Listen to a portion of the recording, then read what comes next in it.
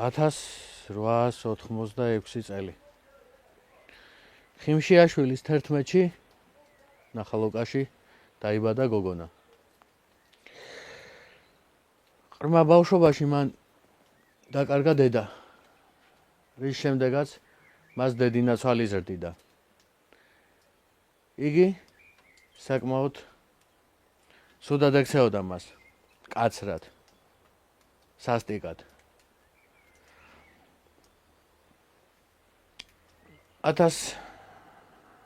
მას ის ძალიან ლამაზი იყო. მთელი ქალაქი მასზე საუბრობდა. ეს ადამიანი, ეს გოგონა გახდათ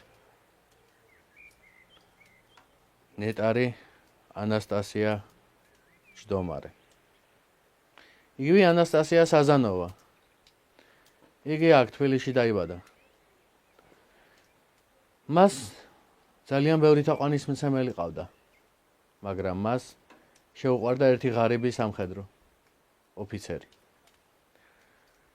1905 წელი იდგა ზაფხული. პირველი მსოფლიო ომი დაიწყო, რის შედეგადაც ღარიბ ჯარისკაცს მოუწია ფრონტზე წასვლა, მაგრამ სანამ იგი ფრონტზე წავიდოდა, იგი მან მიაკითხა ანასტასიას სახლში გამოსამშვიდობებლად.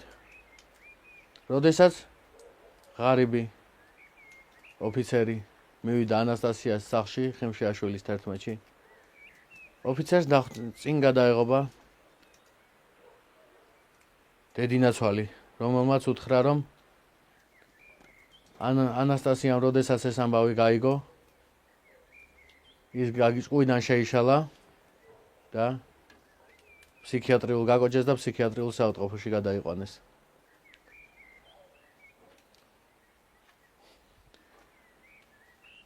როდესაც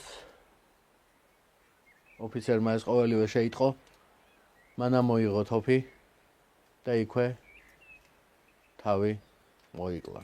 სიცოცხლე თვითმკვლელობით დაასრულა. ამ დროს ანასტასია იმყოფებოდა ტაძარში წირვაზე. როდესაც ანასტასიამ სახლში დაბრუნდა და დაინახა მისი ასე ვთქვათ რჩეული გარდაცვლილი, დაემხო მუხლებზე და 1970 წლამდე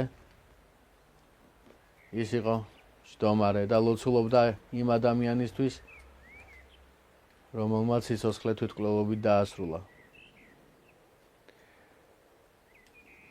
მინდა აქვეა აღნიშნო ის ფაქტი, რომ დედინაცვალი მჯდომარე ანასტასიას საკმაოდ კაცრად ექცეოდა, ზამთარში მით უმეტეს. ის როდესაც გამოდიოდა სახლიდან, მჯდომარე ანასტასიას შეშივლებდა, რას გადამეღობა, ვერ ხედავ, გზაზე დავდივარო.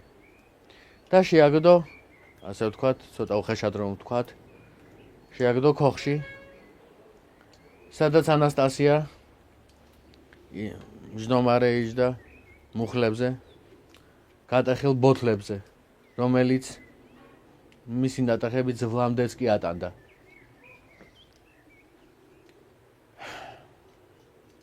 $1970 წელს ჯდომარე ანასტასია გარდაიცვალა.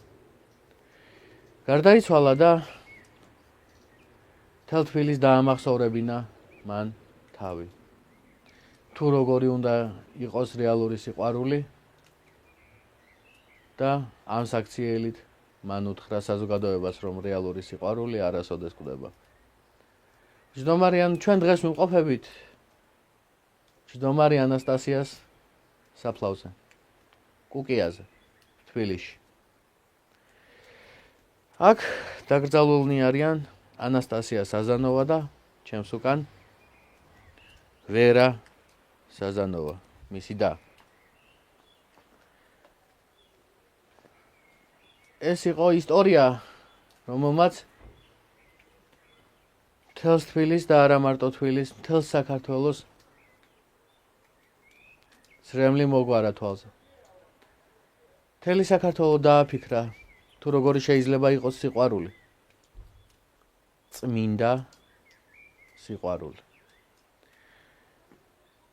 ყველაფერს რომ თავი დავანებოთ, ეს იყო ორი ადამიანის ტრაგიკული ისტორია, რომელიც სადაც ერთი იყო ჩვეულებრივი ღარიბი სამხედრო, ხოლო მეორე ერთი ჩვეულებრივი ქრისტიანი ღრმად მორწმუნე გოგონა, რომელიც შემდეგ იქცა წმინდანად, ნეტარად.